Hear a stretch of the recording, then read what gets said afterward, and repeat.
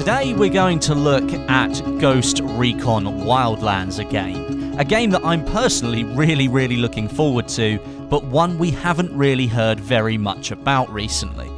It was revealed at E3 2015, much to everyone's surprise I might add, and then we were given a very general release date of 2016. But recently, Ubisoft and the developers dropped a little more info to whet our appetites just that little bit more.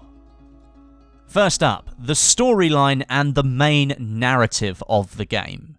We already know the game is going to be open world, but for those of you not familiar with the story, here goes.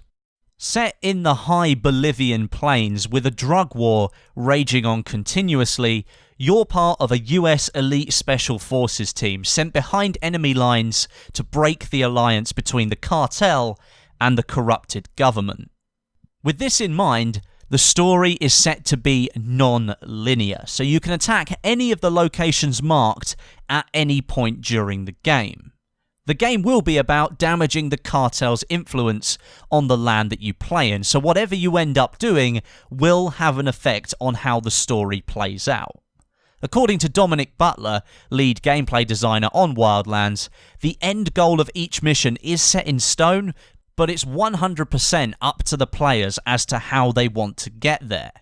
You can go for the stealth route, scout out the base from afar and then silently infiltrate from the rear, that's what she said, and then get out without attracting any attention, or you could just try the good old fire and forget sequence, and go in all guns blazing. Next, the co-op nature of the game. Ubisoft have built the game to centre around 4 players at all times, although this doesn't mean that you have to have 3 other real-world players to fill the missions. Any empty slots are filled by AI.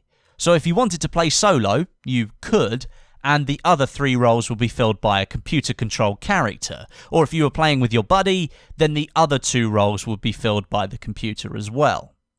If I'm honest, I'm not 100% sure I really like this idea. In practice, I'm sure it makes more sense, as the game has likely been balanced around those 4 attacking figures, but it almost seems like they're adding these extra players to help guide you through the world. For more experienced players, or people who just want to play on their own, I would like to see an option to turn this AI off, just to give players some choice. Moving on now to the camera view. And I'm sure it hasn't escaped your notice that this game is a third-person shooter.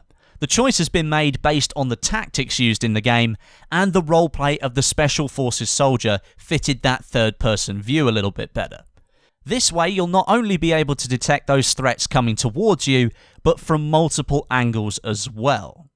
There are hints of first-person in the game though. On occasion you are able to enter a first-person state to use the iron sights of a weapon, and apparently this is to complement the faster and more furious moments available in the game.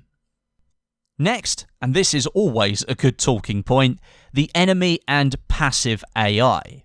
According to Ubisoft, it's not laid out paths for these characters at all, and they will adapt to the situation that they're in.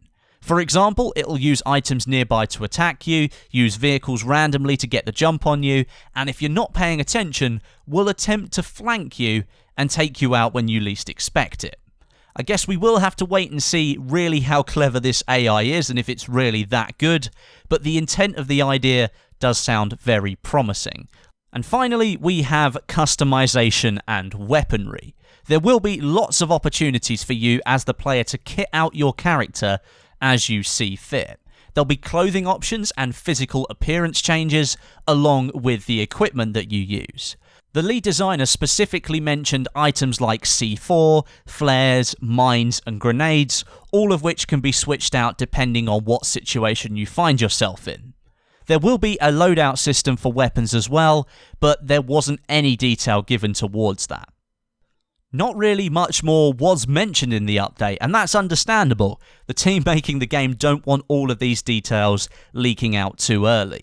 But as I mentioned earlier, I am massively looking forward to this game, and the information released the other day certainly has given me hope. At least the game is somewhat like the idea that I currently have in my head. A couple of decisions and comments remain to be fully answered, but I'm sure after the new year and the further that we get into 2016, the more information we'll end up getting. Thanks very much for watching. I hope you enjoyed it. If you missed my first look video of Ghost Recon Wildlands, then that's linked on the third line of the description and in the outro for you, so you can go check it out.